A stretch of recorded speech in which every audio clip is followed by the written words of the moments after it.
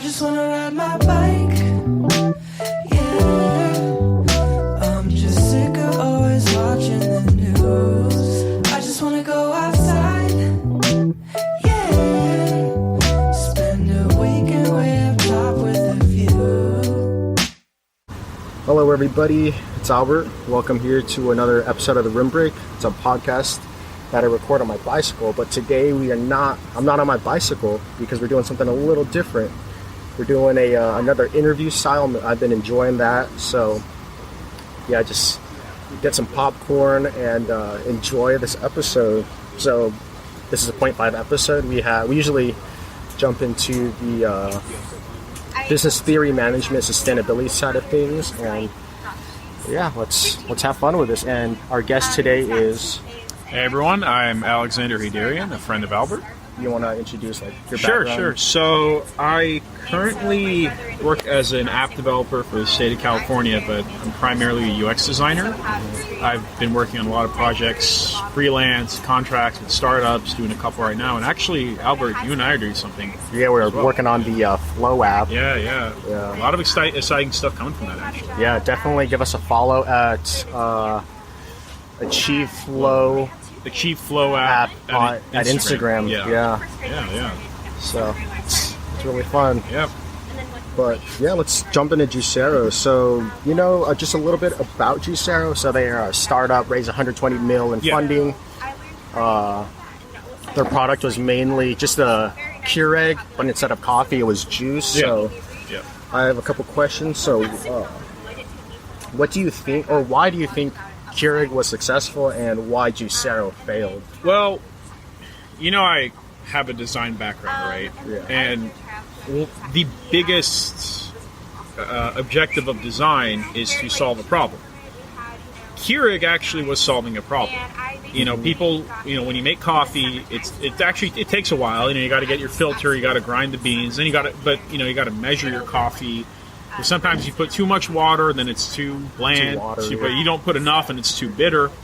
So Keurig solved the problem by saying, okay, you don't have to think about that. You just determine what flavor do you want, how much of it do you want, and we will figure it out for you. Do you want this, 6 ounces, 8 ounces, or 10 ounces? Mm-hmm. And you don't have to think. You buy the cups, everything's ready to go. It's done in less than a minute. So it was solving a real problem. Mm-hmm. Juicero... Well, see, the funny thing about Juicero was, at first, it seemed to solve the problem. If you saw that commercial about... trying to give juice, make it press easy. Juice. Yeah, it's a laborious process. That is true. And Juicero was seemingly able to solve that problem. Making cold-pressed juice in, under 30 seconds, under a minute or something? Yeah, and they use, 4 tons of force? Yeah. Instead of having to, clean... there's no mess or whatever.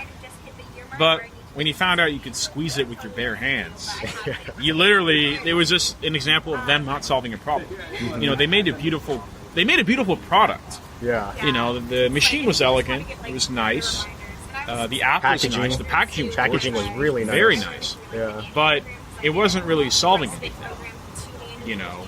It's like you have a house, it has a swimming pool, and it has a 50-inch TV and a 4-car garage, but it has no plumbing. The doors don't lock, so it's not solving real problems. Yeah. It's just nice garnish for something for a problem that doesn't exist. That is definitely true. I totally agree with you on that. Yeah, and I definitely think that's definitely their key company issue. They just had a product that didn't really provide any true value to anybody, So I was thinking about the steps of Juicero and Keurig. So Keurig is like a one-step ground coffee pod. So it's okay, so you're still doing something, you're putting the water into it, Mm-hmm. Juicero, it was there's no adding water, there's no that step, that makes you feel like you're doing something. Yeah. So Juicero was, I think it could have been successful if they chopped up the vegetables and sent you a reusable bag, and then you just reuse that over and over again. Yeah. And because that's it's not, or they're sending the coffee grounds, but instead of coffee grounds, they're sending you chopped up vegetables. Right. But with the chopped up made drinks, that's doing too much. Yeah. And once you do too much, You actually negate.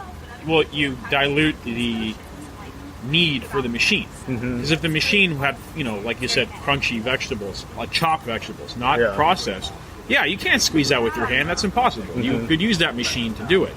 But when you've already made everything, you've already made the juice, what point does the machine serve? exactly. And you could say, okay, well, why didn't people just buy the pouches? Well, again, see, Juicero, they went extreme with trying to create an ecosystem. You could only get the pouches through a subscription. And you could only have access to that subscription if you bought the $700. machine. Yeah. So then you get in this position where what do you do? What are you, like, why should I buy into it? Because Juicero, from what I gather, they were trying to create like an ecosystem, the Juicero ecosystem. Like how Apple has an ecosystem. Yeah. And Apple, they get you like that. They make you. Well, they don't make you, but they compel you to buy all their products. You like want to get Apple iMac, and then the MacBook Pro, the watch, the phone. Now you have the stand. Yeah. As we've heard with the iMessage integration between all of those products. But the thing with Apple is, one, they provide an added benefit. You can say, "Oh, I won't go with Apple," and you don't have to. You can go with Android. But when when it comes to integration, so fluid. It's so fluid. Yeah. I mean, it really is. You can type on your Mac and it'll go to your phone. You can answer the phone on your Mac. You can answer the phone on your watch. You can, communicate with your HomePod. Everything is just tightly integrated. There's a benefit that comes with it. So you have a rationale to buy into it. With Juicero, the problem, when you get in there, you realize, okay, I'm actually better off in every single way not buying into this ecosystem. Yeah. Apple, you might miss. You're not buying into it, but you're still missing a lot. Yeah, you're missing some of the features right. that people really love. That's true, yeah. So, like Juicero, there was really no benefit. It was just sucking up money. Yeah. It provided no value in any sense of the word. And I think that's why, that's similar to, I think, a problem earlier. It was just like cake back in the days, and that's why they made powdered cake or the box cakes, Yeah. where you add like some water, or it's like milk, butter, and eggs. Yeah.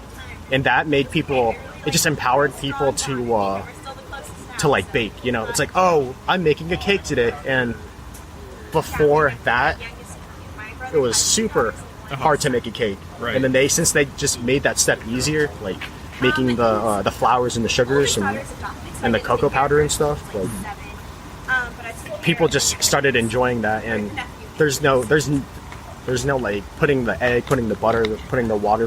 There's none of that in Juicero. So that's why I don't think it like made it. People just didn't understand it.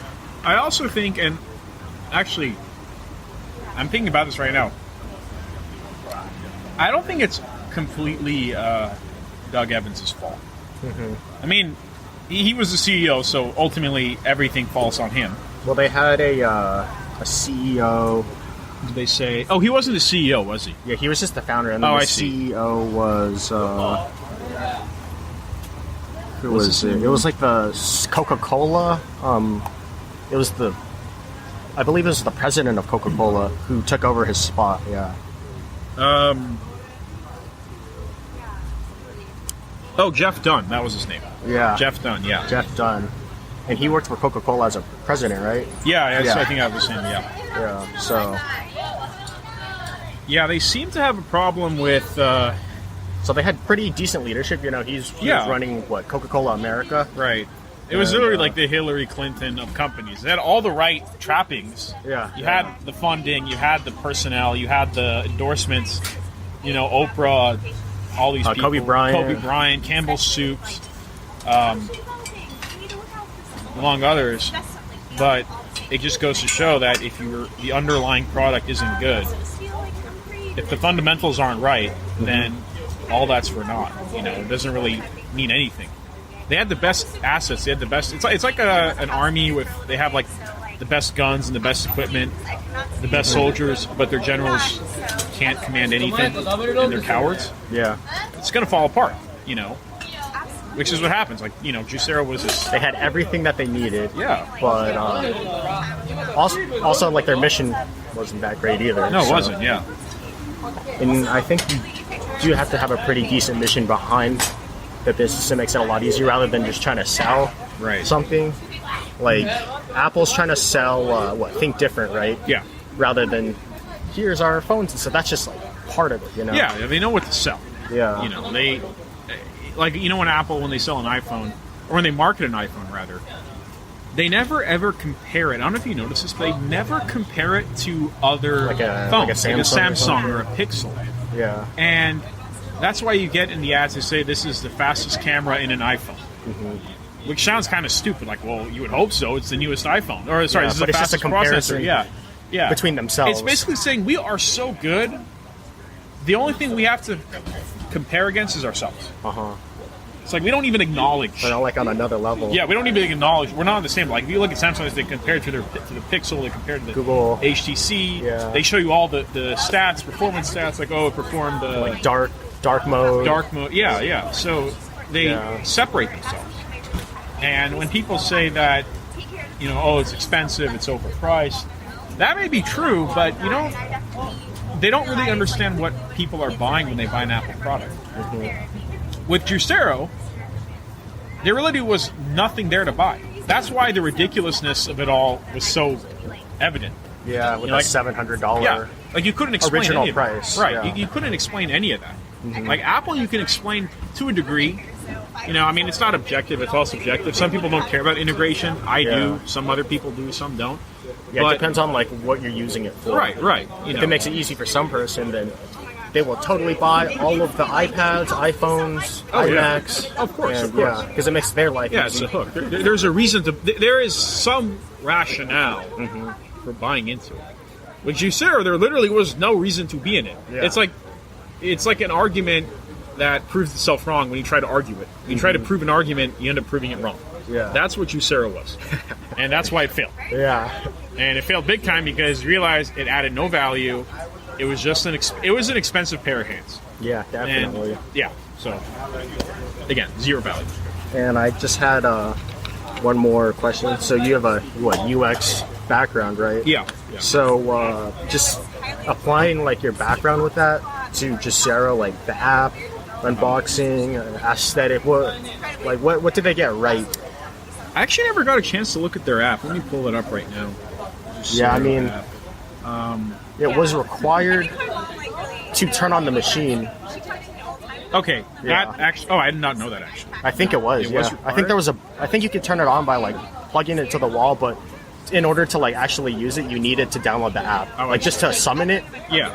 Or it wouldn't listen to you. I don't think it's necessarily a bad thing. I mean, if you think about trying to make an interface for an appliance, it can be kind of clunky. I mean, apps do have the benefit, but I don't think there's anything wrong with the app itself. Actually, it looks very nice. Even now, it's like a 3-year-old app. It still looks pretty good. Yeah. The Nice colors, nice colors. font. It's very clean. That's pretty nice. The text. The hierarchy is very nice. Yeah. So actually, I might have to do some more digging on this, but the packaging is nice. The packaging is nice, and it's actually, we laugh about it. Yeah. It's kind of sad. It's like this would have looked great on like a useful product. Yeah, on a useful product. Yeah. But about how I view it as a UX designer, I just view it as it's actually a very common trap in the industry, in the tech industry, in the design industry, where you have these signals or indicators that you think you have to satisfy, and when you think that when you satisfy those indicators, you've made a good product. You have a great app, you have a great logo, you have a great design, great marketing team, you have the endorsements, and those things are great. There's nothing wrong with them, but it's again, they're just indicators. Yeah. I mean, you're like on your car. They did all the details and all the waxing, right? But they didn't actually like work on the engine. They didn't work on the engine. Or it's like saying, okay, the fuel meter. Yeah. It indicates that it's full, But it's really just empty inside. Yeah, that's all it is. This is an indicator. You can easily. It's not like if you move that to full, literally with your hand, your car gets gas. Yeah. This is like what's going on with the Juicero. They hit all the indicators right. It looked They had good. the funding. They looked good. They had the endorsements. They had